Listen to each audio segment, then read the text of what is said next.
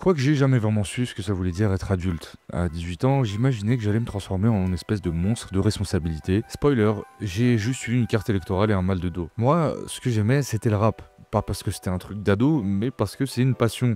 Et une vraie passion, ça te nourrit, ça te soigne, ça te tient debout, contrairement à, je sais pas, une relation toxique ou un pochon mal dosé de ton dealer. Ta passion, elle te trahit jamais. À part quand Damso sort Beya, son dernier album. 18 secondes, j'ai battu mon record. Le rap, ça a toujours été mon endroit refuge. Un truc de solitude partagée où t'as l'impression que quelqu'un met des mots sur ce que t'arrives même pas à formuler toi-même. Et plus je creusais dans cette passion, plus je tombais sur des mecs comme moi, des gars qui ont grandi entre deux mondes, deux cultures, deux réalités, des gars cabossés mais sensibles, des gars qui ont mal à des endroits qu'on n'apprend pas à nommer. Jusqu'au jour où je tombe sur une voix, celle d'un rappeur qui était aussi chirurgicale dans la forme comme dans le fond. Une voix qui parlait de ses parents, de sa culture, de la loyauté, de sa sensibilité et de tout un tas de bordel qu'on porte sans trop savoir quoi en faire. Ce gars-là, c'est Myro. Et cette vidéo, ça fait très longtemps que j'ai envie de la faire. Et j'ai su que ce gars-là, il venait du même monde. Peut-être pas le même passeport, peut-être pas le même accent, mais les mêmes failles. De sa résilience en tant que rappeur de l'ombre pour faire briller ses potes, au moment de sa reconnaissance, Myro, c'est l'ascension d'un sidekick qui devient le personnage principal de sa propre histoire. La quête d'un amoureux du rap qui avait pas forcément la meilleure configuration pour percer et qui l'a quand même fait. Bref, préparez-vous à écouter l'histoire assez complexe de la revanche d'un mec de village complexe. Mec de village complexe. 5 ans après l'indépendance de l'Érythrée en 1998, une guerre éclate entre le nouvel État et l'Éthiopie. En Érythrée, si je vous parle à haute voix, quelqu'un va venir me chercher et je vais me retrouver enfermé dans une prison souterraine. Avec mon père, je faisais le fier, je l'écoutais pas, je prenais une gifle. Mais ces souvenirs de guerre, je les écoutais, je prenais une gifle. Je me bougerais pour l'Érythrée avant de m'engager contre la fonte des glaces. Je suis le gamin du fond de la classe, c'est mieux, ils me font de la place. Me demander ce qui m'amène, c'est mes darons qui m'amènent. Je suis arrivé là en sortant d'elle, donc merci ma mère. Érythréen,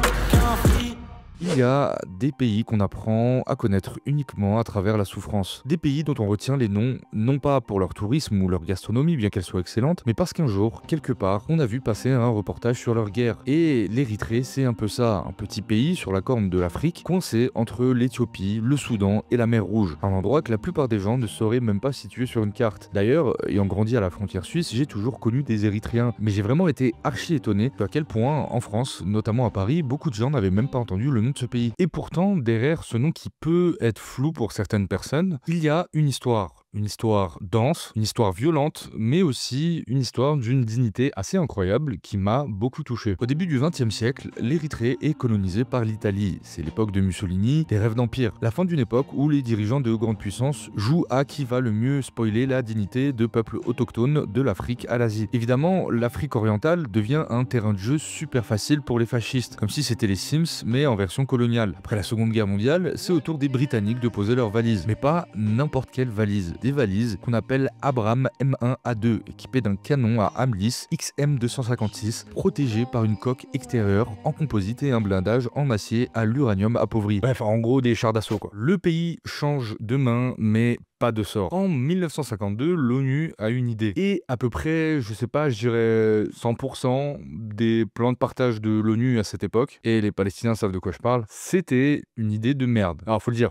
Unifier l'Éthiopie et l'Érythrée dans une fédération, pour eux sur le papier ça avait l'air bien, mais dans les faits, c'était une très mauvaise idée. Après un gros pressing sur l'Érythrée, l'Éthiopie finit par annexer le territoire 10 ans plus tard. Déjà parce qu'elle estime que ce territoire lui revient historiquement, mais aussi parce que l'Érythrée étouffe l'Éthiopie en lui barrant l'accès à la mer Rouge. Et là, comme vous pouvez vous en douter, c'est le moment où ça dérape. Commence alors l'une des guerres d'indépendance les plus longues du XXe siècle. 30 ans, 3 décennies, une génération entière qui ne connaîtra rien d'autre que la lutte, les maquis dans les montagnes, les accouchements dans les grottes, les gamins qui grandissent entre deux bombardements. On parle souvent de résistance, mais là, c'était clairement de la survie. Une survie avec une détermination que peu de peuples ont connue à ce niveau. En 1993, après des décennies de combat, l'Érythrée devient enfin indépendante. Il y a un vrai souffle d'espoir. On imagine le début d'une nouvelle ère. Mais ce qu'on n'avait pas prévu, c'est que l'ennemi extérieur allait être remplacé par un contrôle intérieur encore plus étouffant. Il ne vous dit peut-être rien, mais lui, c'est Isaias Afwerki, l'un des plus anciens dictateurs du continent africain, et l'un des plus anciens dictateurs au monde tout court en fait. Pendant la guerre d'indépendance, c'était un héros, un chef de maquis, un stratège militaire assez respecté. Il devient très vite un leader et une figure charismatique de la lutte contre l'Éthiopie. Pour beaucoup, c'était l'homme du peuple, celui qui allait libérer l'Érythrée et lui offrir un avenir digne. Mais une fois le pays indépendant, ce héros s'est transformé en directeur de prison. Il a verrouillé le pouvoir,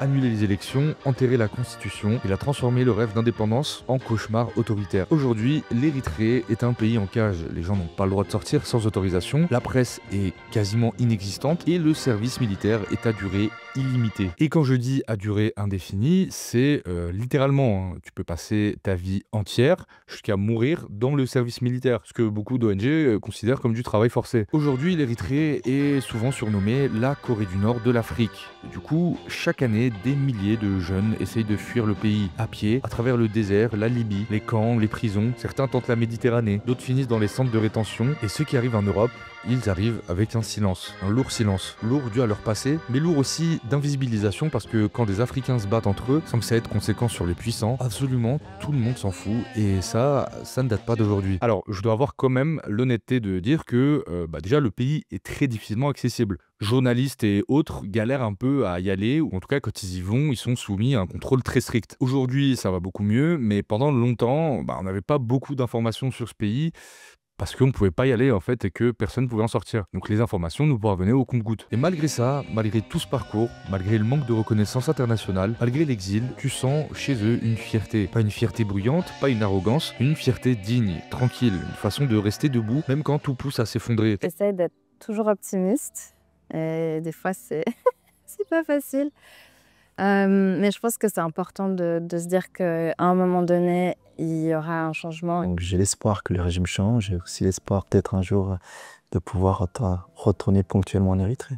Être érythréen, c'est porter une mémoire, une douleur, oui, mais aussi une force. Et souvent, cette force, elle passe et s'extériorise par la culture, la musique, les mots, les sons. Parce que quand t'as pas le droit de t'exprimer politiquement, parfois c'est l'art qui prend le relais. Et c'est là que notre histoire commence. Pas dans l'est de l'Afrique, mais en Suisse romande, avec un artiste qui, dans ses mots, dans ses silences, porte aussi cette histoire, même quand il ne la raconte pas directement. Parce qu'elle est là, en creux, en filigrane, comme une présence discrète, mais constante. Étant donné que les compagnies aériennes ne prennent pas le bagage émotionnel en soute, et que la Suisse fut l'un des premiers pays sensibilisés à la cause érythréenne, beaucoup d'Érythréens ont pu obtenir facilement l'asile politique en Suisse après avoir vécu une traversée dangereuse, en payant un passeur qui te fait sortir de nuit, qui fait traverser l'Éthiopie, puis le désert jusqu'en Libye. Arrivé là, faut aussi traverser la Méditerranée avec là aussi des passeurs, dont certains font en réalité du trafic d'êtres humains et un tas de trucs atroces. Bref, pour la majorité des Érythréens, partir de l'Érythrée, c'est pas juste émigrer, hein. C'est un véritable Hunger Game qui peut parfois durer des mois voire des années. Et c'est dans ce contexte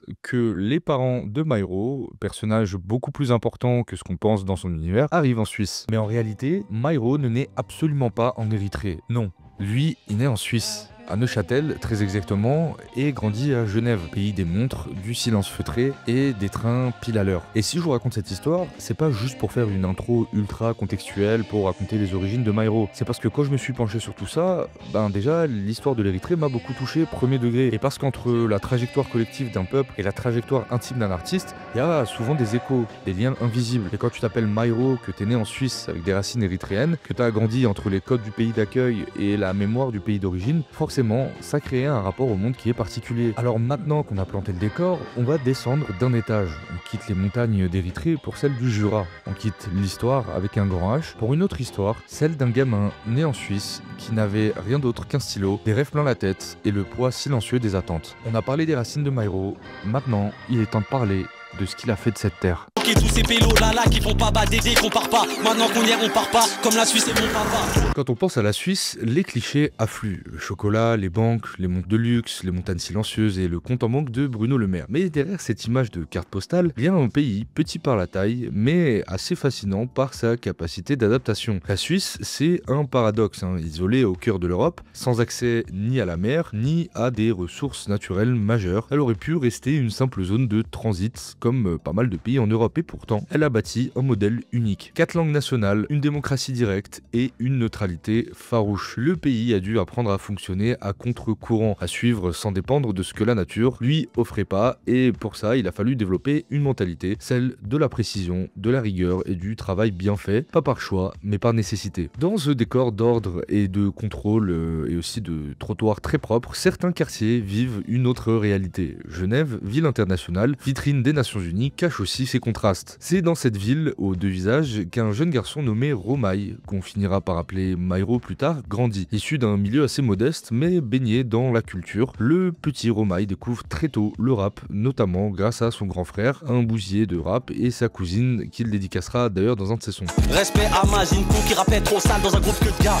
Regarde, on est là, foncé que bla, et ces gens-là pichent que dalle. À 12 ans à peine, il commence à rapper, comme à peu près n'importe quel rappeur. En vrai, c'est à cet âge-là que généralement les rappeurs commencent à écrire. Sauf que le petit Romaï, il est assez déter, et très tôt, dès l'âge de 14 ans, on peut retrouver un tas d'archives de lui en train de rapper des clips sous le nom de RKA, avec une petite reconnaissance, mine de rien, du rap genevois. Et là, vous allez me demander, mais Yanis, c'est quoi le rap suisse? Explique-nous, raconte-nous. Non, personne m'a demandé ça, mais j'en ai besoin pour le storytelling de ma vidéo. Parce qu'avant de comprendre où va Myro, il faut d'abord comprendre d'où il vient. Et pour ça, et promis, je vais pas vous ennuyer, remontons un tout petit peu dans le temps. Le rap arrive en Europe influencé par les block parties new-yorkaises. En France, on connaît l'histoire. C'est DJ Dynasty qui, lors d'une block party, va se prendre une frappe en découvrant les DJ en train de passer du rap. Il va arriver en France et le mouvement hip-hop commence. Les premiers groupes apparaissent, Assassin, NTM, IAM. Le hip-hop devient vite un mouvement culturel fort, ancré dans les réalités sociales françaises de l'époque. Mais là, on parle d'un autre pays, la Suisse, et même si on parle pas la même langue dans une autre partie du pays, les enjeux, eux, ne sont pas tout à fait les mêmes. En France, le rap est rapidement devenu un outil d'expression puissant, une véritable arme dans les quartiers, notamment à la fin des années 90, avec les nombreuses émeutes liées aux violences policières. Et c'est dans ce contexte que le rap prend une dimension militante, contestataire, très forte, profondément liée au vécu des jeunes issus de l'immigration et des classes populaires. Cette réalité des quartiers ira même jusqu'à nourrir tout un pan du cinéma, ce que j'appelle la T-exploitation, une vague de films qui se passent en banlieue, avec un esthétisme souvent très marqué. La cité devient alors un décor, un terrain de jeu pour artistes et surtout un produit culturel en soi qui va aller jusqu'à être romantisé par un pan de la bourgeoisie. Mais je vais pas m'étaler là-dessus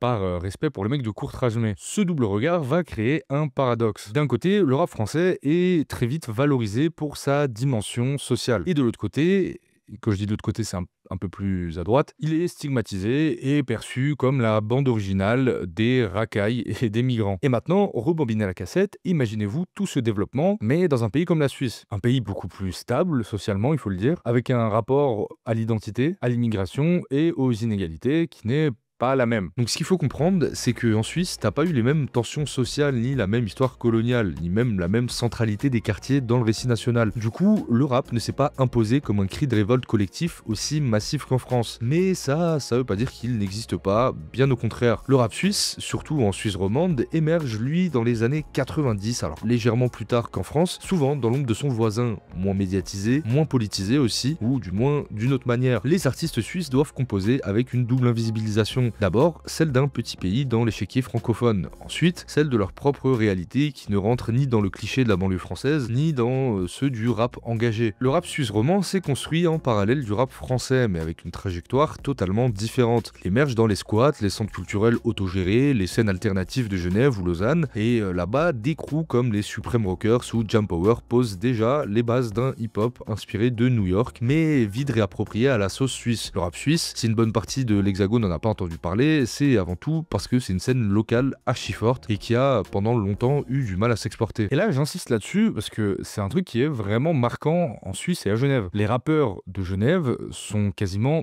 tous connus à Genève. Il y a certainement plein de noms dont vous avez jamais entendu parler, mais qui remplissent pas mal de petites salles en Suisse romande et aussi en Suisse allemande. Parce que oui, certains arrivent même à avoir une portée dans tout le pays, ce qui est extrêmement difficile vu qu'il y a plusieurs langues. Je pense notamment à l'une des plus grosses figures dans ce style, c'est le rappeur Stress. Mes yeux dans mes ailes, entre mon pieu et le ciel, dans ma chambre d'hôtel, c'est le bordel habituel. Bref, un peu comme Myro à 12 ans, le rap suisse, il est local, il est mignon, et t'as juste envie de lui prendre les joues comme ça et lui faire des petits bisous en mode gouzou gouzou. Mais en 2007, un collectif commence à faire son apparition dans la scène genevoise, c'est Marécage Street.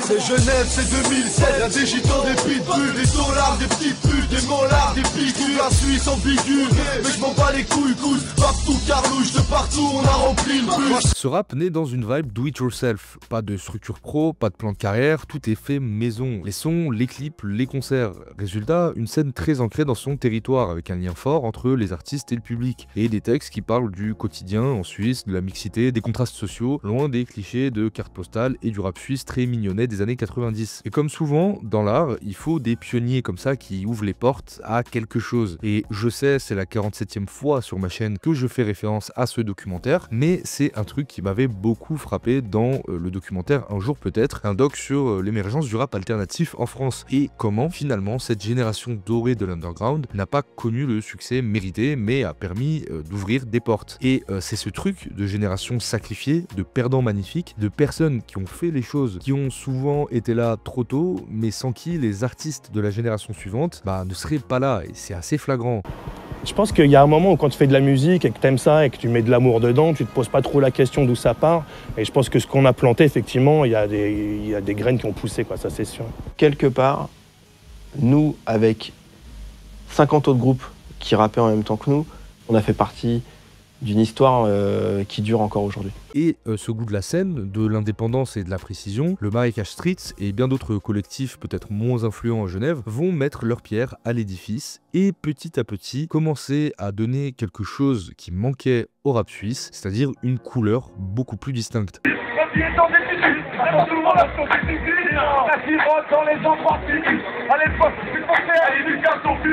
En gros, ce qu'il faut retenir, c'est que le rap suisse, c'est vraiment une version alternative du rap français. Et si Myro est évidemment abreuvé par le rap hexagonal toute sa vie, il est aussi énormément par ce rap genevois, ce rap très local. Et contrairement à beaucoup d'artistes qui finissent par effacer leur identité locale dès qu'ils commencent à percer, Myro, lui, en gardera un petit bout toute sa carrière. Je fais rien de carré, pourtant quand je rappe, je mets des bananes. Et comme rival R, je suis multifonction. Ne cherche pas plus loin, c'est que du bon son. Le temps me guette depuis un bout de temps, mais pourtant, faut que je taille car les fous tentent des trucs en foutant. Mais pour l'instant, le petit RKA continue à rider comme un petit Goonies dans les rues de Genève, à arpenter les open mic, et il ira même jusqu'à sortir un projet solo, simplement un projet 8 titres qui est pas complètement trouvable et dont quelques morceaux traînent encore par-ci par-là sur YouTube. Un peu comme Tiff, on peut quasiment le voir grandir et changer au fil des années, allant de projets communs avec des rappeurs genevois à des petits EP en passant par un freestyle devant Medine qui était de passage à Genève à l'époque.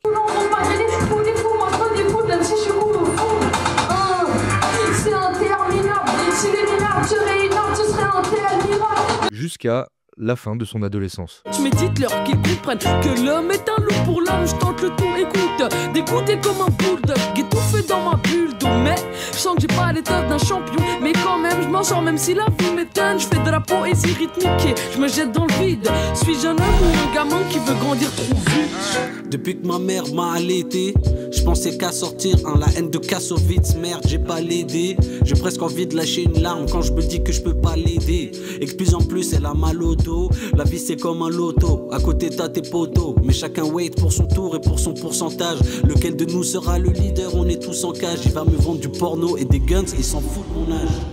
Et la fin de l'adolescence, c'est pas forcément le début de la vie d'adulte. Entre les deux, t'as cette transition, ce moment où ton innocence se met à s'évaporer comme de l'eau bouillante et que soudainement tu comprends des choses, tu deviens anxieux, mélancolique, tu comprends que tes parents ont galéré pendant que toi ton but dans la vie c'était juste de rentrer suffisamment vite à l'école pour arriver à l'heure devant Détective Conan. Le racisme aussi, parce que ta couleur de peau n'est pas la bonne et tu comprends alors le poids de ta culture et les stigmates que tes origines transportent comme si c'était inscrit dans ton ADN. Et comme tous les gens de cet âge, Myro ne va pas y échapper, tout comme il ne va pas échapper à son destin. Le rap dans mes oreilles H24, je sais pas si c'est antidote ou venin. On va passer par-dessous pendant que ça dodo, comme ça c'est bolos, ne se doute de rien. J'ai toujours été fasciné par ce moment très précis dans les films, ce moment de bascule souvent court, parfois presque furtif, mais toujours marquant. Il dure jamais assez longtemps pour que l'intrigue entière repose dessus, mais il est essentiel. C'est le passage où le héros commence à comprendre, pas encore à maîtriser, pas encore à triompher, mais tu sais que c'est le moment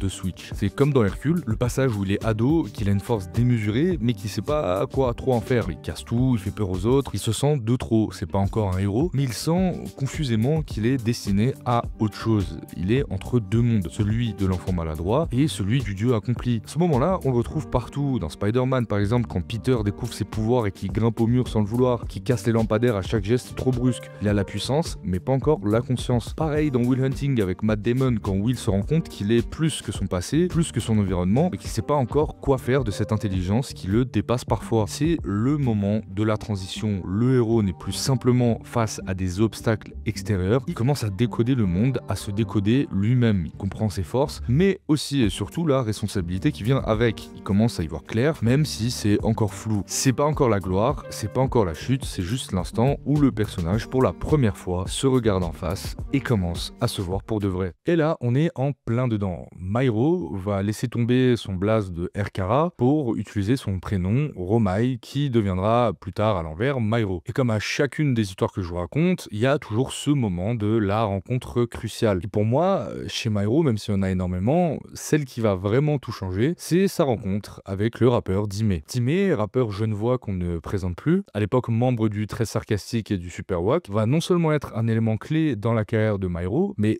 très globalement, ça va être l'un des éléments clés dans l'histoire du rap genevois. Et ce, pour deux raisons. Premièrement, il est à l'initiative de la création de la Super Wack Clique et va réunir Makala, Slimka, Varnish la Piscine, D-Wolf, Rico TK, auxquels viendront s'ajouter un peu plus tard Dejmi et en 2017, Myro. Le collectif réunit un tas de monde, des rappeurs, mais aussi des beatmakers, des DJ, des photographes, tous issus pour la plupart de la région de Genève. Deuxièmement, Dimé est celui qui va briser voire même ouvrir la brèche qu'aucun ou très peu de rappeurs suisses avaient réussi à ouvrir en plus de 40 ans de rap suisse. C'est se connecter avec le rap parisien à l'époque qui était en pleine effervescence. C'est comme ça qu'on verra Dimé se connecter comme une pile électrique à absolument tout le monde, de 1995 en passant par le Panama Bendé, mais aussi l'underground bruxellois avec Caballero et Jean Jass. Cette espèce de ping-pong d'aller-retour bruxello-parisiano-genevois, enclenché par Dimé et son énergie de fou, va donner une exposition sur le rap genevois sans précédent. Et là, les Français découvrent toute une bande de mutants, tous plus excellents et tous plus fous les uns que les autres. Et à l'époque, j'avais fait une vidéo sur Makala où j'avais comparé à Outkast. Et cette comparaison avec Outkast et surtout André 3000, je trouve qu'elle s'applique assez bien globalement à tout le rap suisse. C'est que contrairement à beaucoup de rappeurs de la scène alternative ont créé leur rap en opposition au rap mainstream. Donc c'est un courant qui s'est fondé contre quelque chose qui existe déjà. Là, non, c'est juste une proposition artistique qui est complètement détachée des tendances. Et l'originalité de ces artistes va très vite retenir l'attention des diggers. Et contrairement à beaucoup de collectifs de rap de l'époque, qui avaient plus ou moins tous la même manière de rapper, ou en tout cas un peu la même DA, le Super Wack, quand il apparaît, fallait vraiment être là parce que c'était un vent frais de malade, je me souviens encore. Et surtout, ils avaient la particularité d'avoir tous des délires complètement différents. Le tout avec chacun leur spécificité, un côté plus découpeur pour Myro, le duo Makala et Varnish qui débarque avec Radio Suicide, qui est pour moi l'un des meilleurs projets de ces années-là, Dimé et Simka avec leur énergie qui vont traumatiser des scènes et autres festivals, et puis leurs clips de fou aussi, et même d'autres membres parfois plus confidentiels comme Dejmi que je kiffe particulièrement et que je vous conseille fortement au passage. Évidemment, à ce stade de la vidéo, si vous êtes encore là, vous allez certainement vous dire ouais, il parle pas beaucoup de Myro pour une vidéo sur Myro, et c'est normal.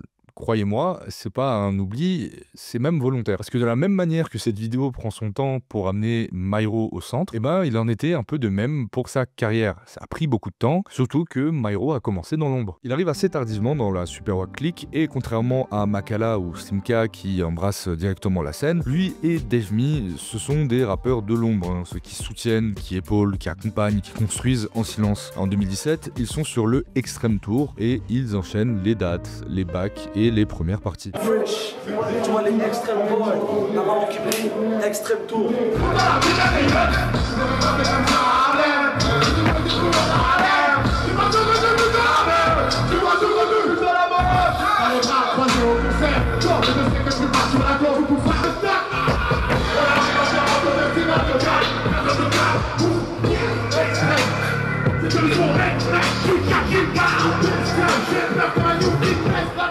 On va passer par-dessous pendant que ça dodo, comme ça c'est bolos, ne se doute de rien. 2017 pendant Extreme Tour, je courais partout pour un peu de lumière. Merci aux frères d'avoir prêté le micro, promis je continue jusqu'à assécher le dico. Et c'est fou parce que dans le Super Wack que je suis depuis pas mal de temps, il y a ce truc que j'ai senti assez rapidement, une espèce de feu intérieur, comme s'ils étaient nés avec ça en eux. Et comme s'il n'y avait pas d'autre alternative, pas de plan B, pas d'hésitation, juste le rap, juste l'art. Et rien que pour ça, ces mecs-là ont capté très tôt mon attention dès le départ. ça. C'est à ce moment que Myro commence à écrire sa trajectoire, parce que c'est un artiste qui a passé des années à voir ses potes briller sans jamais abandonner l'idée qu'un jour, ça sera son tour. C'est comme ça que Myro va sortir Madoff et Bashai, deux singles sortis en 2017, juste avant 365, un EP dispo sur SoundCloud. À l'époque, je passe un peu à côté, le projet est cool, mais il me laisse pas une trace particulièrement marquante. Peut-être que c'était pas encore le moment. Dieu m'a donné un don, on s'est mis d'accord. Je suis pas fou, je suis pas faux. Je suis le meilleur, c'est pas faux. Donne des billets, pas défaut. Encore des billets, pas d'infos. J'ai juré la vie de ma... que ça sortirait de ma chambre. Oh, je laisserai pas mon talent mourir. Je l'arrose avec ma rage. J'ai pas ma place dans le gangsta rap.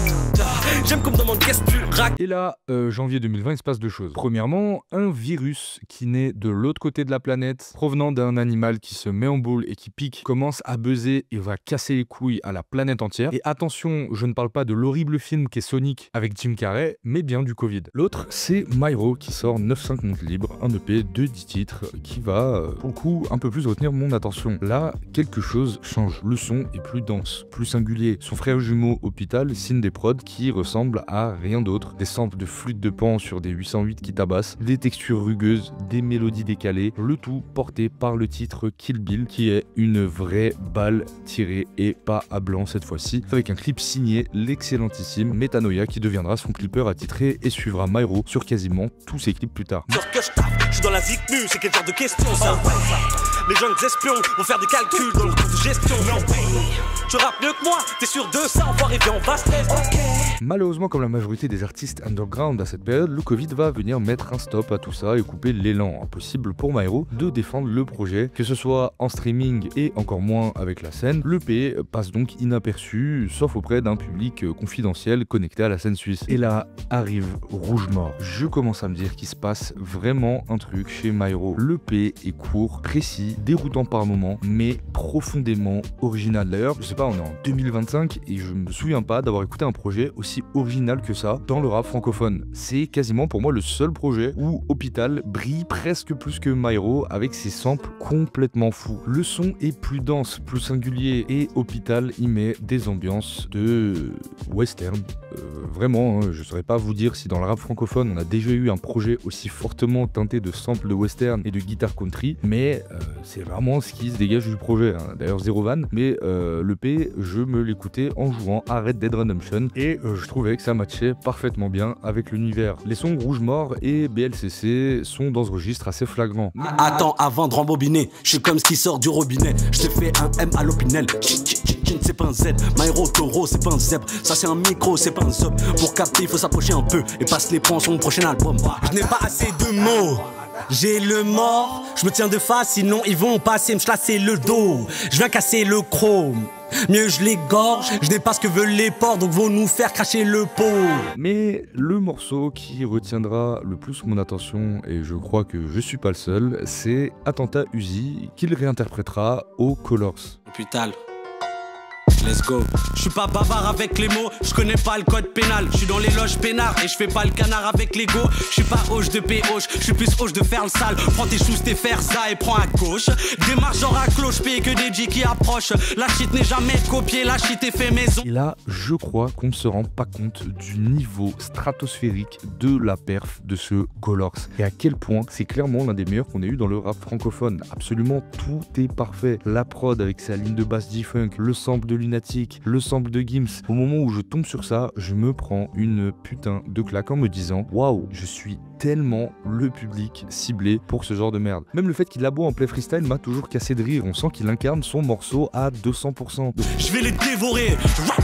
Je vais grailler leur style, valent 2 fois rien, je défouraille. Rouge Mort bénéficiera d'un superbe accueil critique là aussi, mais encore extrêmement discret, même si le Colors aura un certain écho dans l'underground. Myro rappe bien, et ça, je pense qu'il le sait. D'ailleurs, il rappe même mieux que n'importe qui de la scène montante des années 2020. Le truc, c'est que on pourrait avoir tendance très vite à le classer dans la catégorie découpeur, et c'est tout. Et en réalité, de par son parcours assez riche, de par sa singularité, de par sa culture musicale, il a beaucoup plus que juste de de la technique à offrir. Mais la question à ce moment-là, c'est comment le faire savoir. Rien ne ralentira Mairo. Et s'il faut faire ses preuves sur le ring en technique pour que les gens commencent enfin à écouter ses projets, alors soit il va y aller et il va prouver à tout le monde que côté technique, il n'a absolument aucune concurrence. Parce que qui veut la paix prépare la guerre. Après s'être mis au service de sa ville et de son collectif en restant dans l'ombre, maintenant c'était son tour. Il va se munir de sa hache et fracasser tout ce qui bouge. Des amateurs de rap à une industrie en pleine effervescence sur les artistes émergents à ce moment-là. Parce que pendant que tout le monde court, lui marche à pied. C'est un voyage qui est assez violent.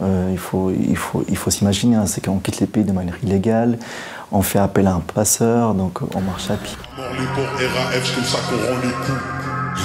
Je suis à l'abri des trolls et des moqueries. J'ai des comptes à rendre à Dieu. Ceux qui aiment trop c'est des hypocrites. Ceux qui détestent trop là c'est des rageux. In 87, Huey released this. The song's so catchy, most people probably don't listen to the lyrics. But they should, because it's not just about the pleasures of conformity. It's also a personal statement about the band itself. C'est très bien que c'est pas possible que M. AIR tu le retrouves dans les balivernes.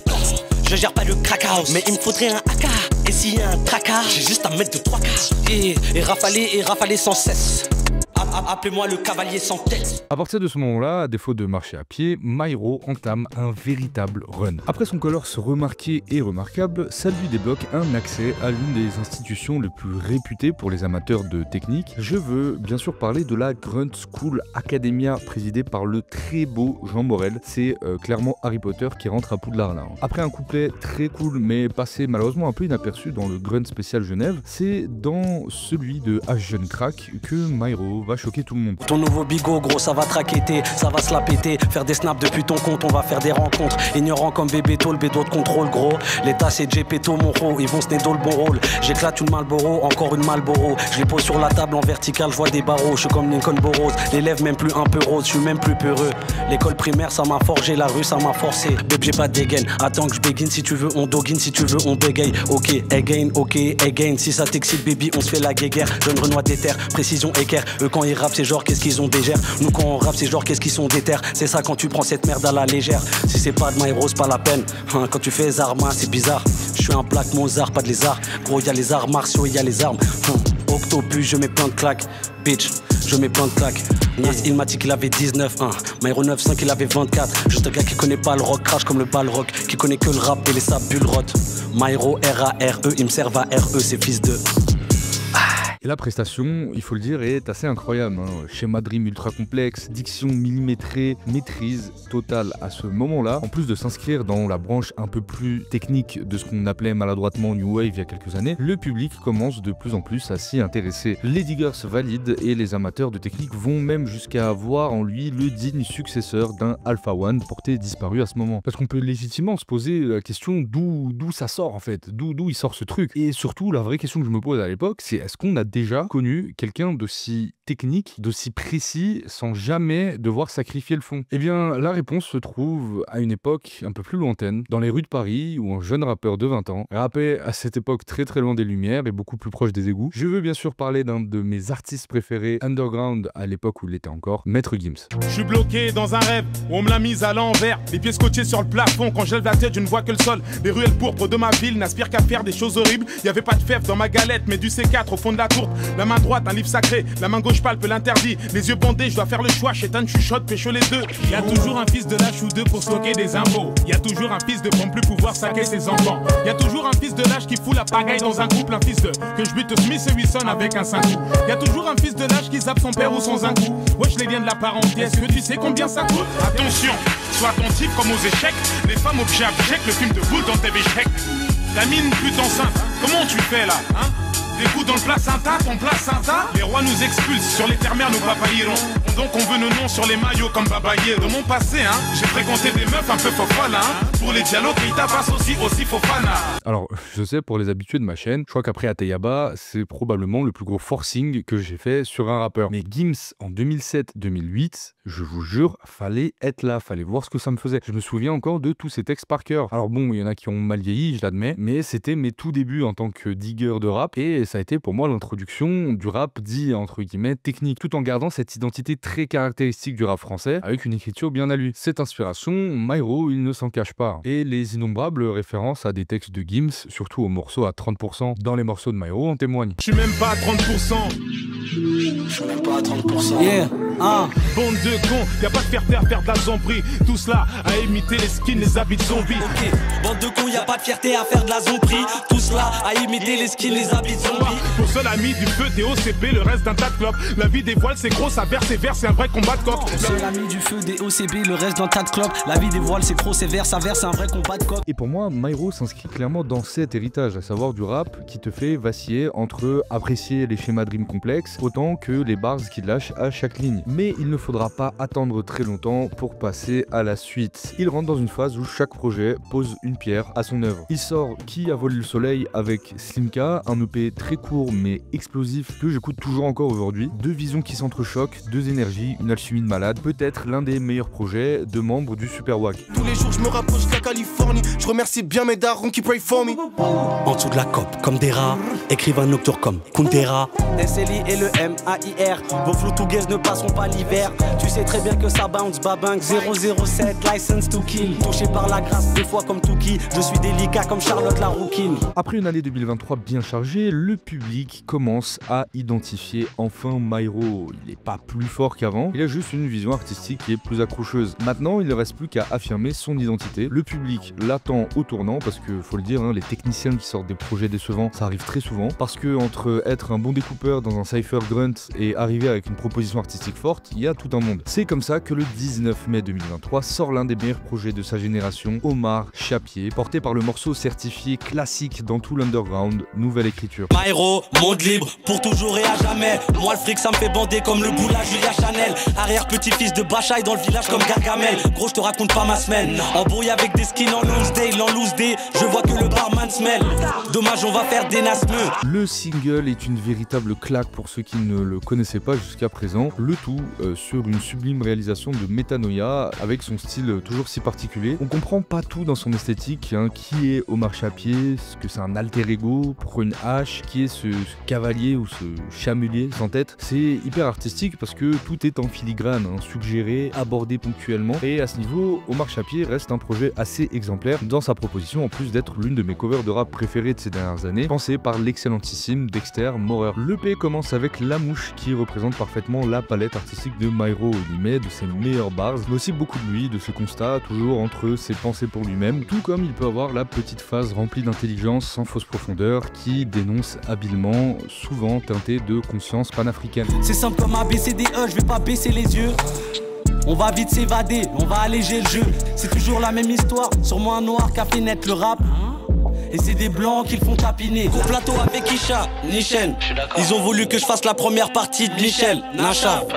J'ai dit oui, après j'ai dit non. J'ai le droit, comme une meuf, quand elle dit oui, après elle dit non. Ce que je ne vous ai pas précisé, c'est que juste avant de sortir Omar Chapier, Myro prend le soin de monter son propre label, Monde Libre, après des années passées chez l'incontournable label de Genève, Colors, à ne pas confondre avec les live Colors que vous voyez sur YouTube, ça n'a rien à voir. Et si je le précise, c'est que je trouve que pour l'instant, la carrière de Myro est un bel exemple de ce que peut apporter l'indépendance. Sur le papier, pour un label, on l'aurait certainement soit pas signé parce que ça a l'air d'être un profil compliqué, soit dirigé vers une pâle copie de Alpha One, à faire des sons un peu techniques pour contenter les surligneurs de rimes croisées. Mais là, tout est fait maison et ça ne peut qu'avoir le goût de l'authenticité. Je refuserai toujours les bananes alléchantes, c'est quand on dit 500 plaques, gros contrat. En fait, si on sort ton album, on prend tes thunes, on te racontera. Là c'est la Suisse, pas les Français, pas les Belges, force. Myro fait le meilleur démarrage de sa carrière avec Omar Chapier. à pied. Le projet, toujours produit entièrement par Hôpital, me permet clairement d'utiliser premier degré, une expression que plus personne de sensé n'utilise en 2025, à part au second degré, et je vais le dire, au marche-à-pied est l'exemple parfait du projet entre tradition et modernité. Ouais,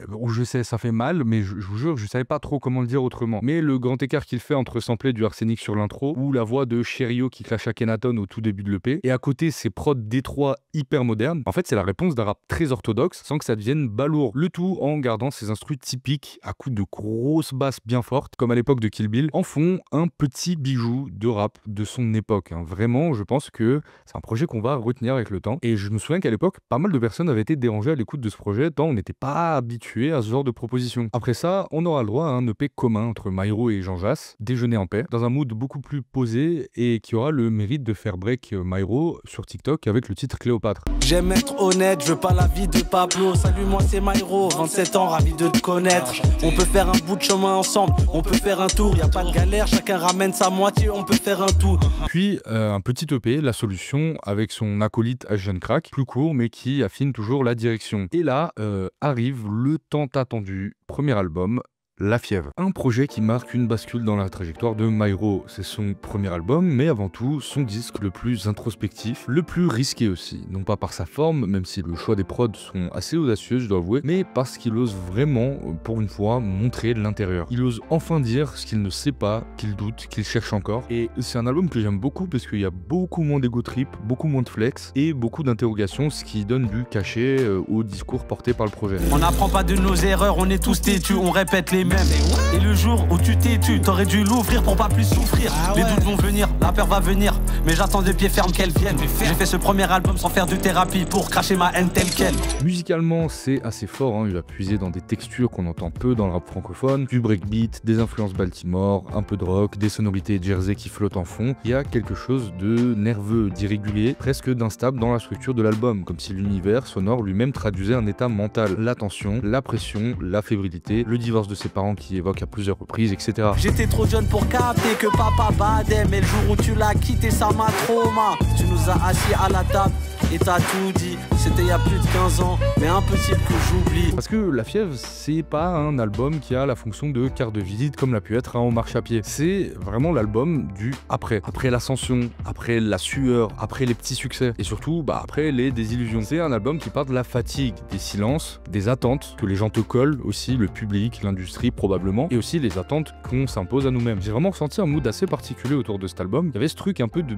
presque fini mais pas encore, de presque arrivé mais pas encore non plus. Bref, vraiment un album de l'entre-deux. Hôpital, quant à lui, a l'air de s'amuser en allant toujours plus loin dans la variation des prods, et Myro continue à découper avec brio. Le petit RKA qui rappait dans les rues de Genève en 2010 et qui a été marqué par la séparation de ses parents et un tas d'autres trucs, au final n'est manifestement toujours pas guéri. Son rapport au rap qui est tellement dévorant, il sait pas si c'est une solution ou un problème. Le rap dans mes oreilles H24, je sais pas si c'est antidote ou venin. D'ailleurs, ça rejoint un peu cette phrase d'Alpha One qui disait « Je rappe sur le rap parce qu'à cause de lui, j'ai plus de vie ». Les structures dream surgissent chaque jour, je rappe sur le rap, car à cause de lui, je n'ai plus de vie. L'album est truffé de références au rap, de PNL, en passant par Lino et Kazé, mais aussi des aspects négatifs que le rap a eu sur lui, supporter le regard du daron blasé, parce que son fils fait le saltimbanque devant un micro sans apporter d'argent, culture où la survie est un enjeu et l'art est un luxe bourgeois qu'on ne peut pas s'offrir. Et du coup, je repense à ce personnage du cavalier sans tête ou de Omar Chapier. Je pense que c'est des alter ego. Et après avoir frappé un gros coup avec Omar Chapier et avoir été enfin reconnu probablement à sa juste valeur, ça y est, t'as réussi, t'as fait fermer des bouches. Mais dans La Fièvre, ce qui est raconté, c'est ce qui se passe après cette revanche. Quand t'as eu ta victoire, celle que tu voulais tant, dont tu rêvais, et que malheureusement tu te rends compte que ça guérit pas tant de choses que ça, voire même ça t'a amené de nouveaux soucis. Et ça, Myro le montre très bien tout le long de l'album. D'ailleurs, j'ai interprété la cover comme ça, l'enfant qu'il porte dans ses bras séduit et son regard se porte toujours dans la même direction. Il retrouve un tas de rêves comme l'étiquette hôpital sur le pare-brise, le dromadaire qui a une patte brisée en référence à l'un de ses gimmicks préférés, mais surtout un tas de références christiques parmi toutes ces petites statues. Ces références religieuses, on les retrouve à plusieurs reprises dans la musique de Myro, déjà parce que j'en ai pas parlé au début, mais l'Érythrée et l'Éthiopie ont un lien extrêmement fort avec les débuts du christianisme. Déjà au IVe siècle, ce qu'on appelle le royaume d'Aksum, qui englobait la région de l'Éthiopie et de l'Érythrée, devient chrétien avant même que Rome le soit officiellement. C'est pour ça que dans cette région de l'Afrique, ils ont gardé une forme de christianisme assez orthodoxe, très ancienne, très symbolique, avec ses icônes et ses rites. Même si Myro n'en parle jamais frontalement, ce poids spirituel, on le retrouve un peu partout dans son univers, notamment dans le clip de Dope, où on voit un épouvantail figé, seul, planté là, à porter une croix christique et à se faire bouffer par les corbeaux. Chaque jour qui passe, il se recoue à l'aide de fils le soir et il retourne le lendemain. Et c'est pas anodin, hein. Bon, c'est une métaphore assez claire de l'expression biblique, chacun porte sa croix, et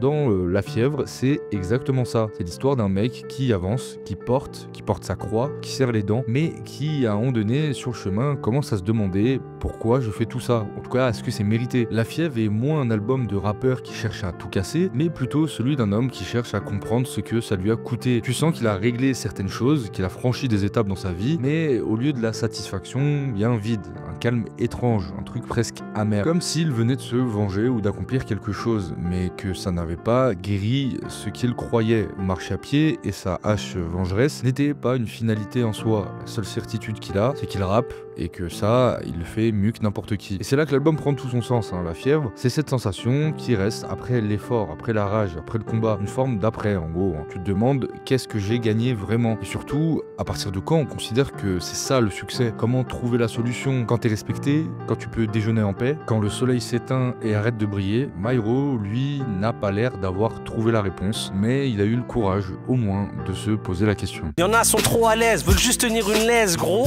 Tu seras leur chien si tu joues à leur petit jeu d'escroc. Hôpital, dis-moi comment on fait pour vivre de la zik. Je suis pile au milieu entre les titres classiques, le hit machine. Myro, c'est pas un rappeur qu'on comprend en une seule écoute. C'est pas un concept qu'on t'explique en une phrase, ni un produit musical qu'on t'emballe avec un storytelling propre et marketé. Sa musique, elle te laisse parfois sur le côté. Elle peut ne pas t'ouvrir toutes les portes d'un coup. Et si on prend le temps d'y revenir, si on tend l'oreille, on se rend compte que absolument tout est là. Myro, je l'ai longtemps pris pour un rappeur un peu subtil qui en disait pas trop. Mais à force d'écouter ses musiques pendant des années, j'ai vraiment l'impression de le connaître. Et ça crée une réelle proximité avec son public. Les phases résonnent entre elles, les morceaux se répondent, les projets s'enchaînent comme les chapitres d'un même livre. Et au fil des écoutes, un lore, petit à petit, se dessine. Discret, profond, jamais trop démonstratif, sauf à de rares occasions. Mais c'est un univers qui se construit pierre par pierre. Un truc qui prend racine dans le doute, la douleur, mais surtout dans une énorme passion brûlante pour le rap. Bon, je sais que c'est devenu un point Godwin sur ma chaîne de parler de Karim Debache, et je m'en fous, je vais le faire. Mais vous vous souvenez de cet épisode où Karim Debache fait un plaidoyer pour défendre Jean-Claude Van Damme en disant que c'est un mec cool parce qu'il transpire la passion du cinéma? Il aime le cinéma et ça se voit. Vous saviez qu'il est à l'origine de l'arrivée de John Woo et Choi Hark aux États-Unis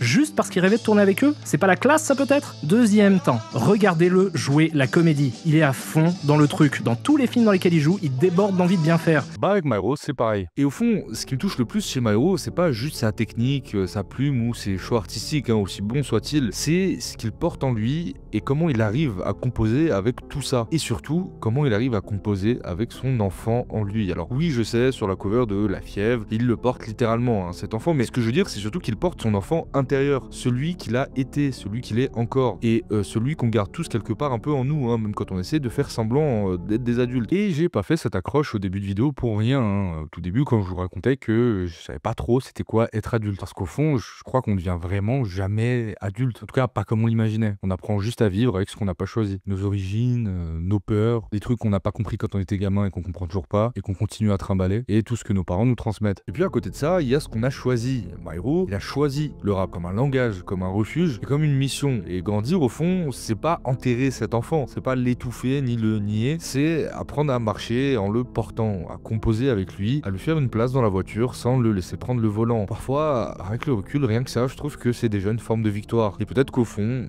c'est ça la vraie force, ne pas chercher à brûler les étapes, accepter l'enfant en nous, ne pas faire semblant de tout savoir et ne pas courir pour rattraper tout le monde parce que rien ne sert de courir, mieux vaut marcher à pied.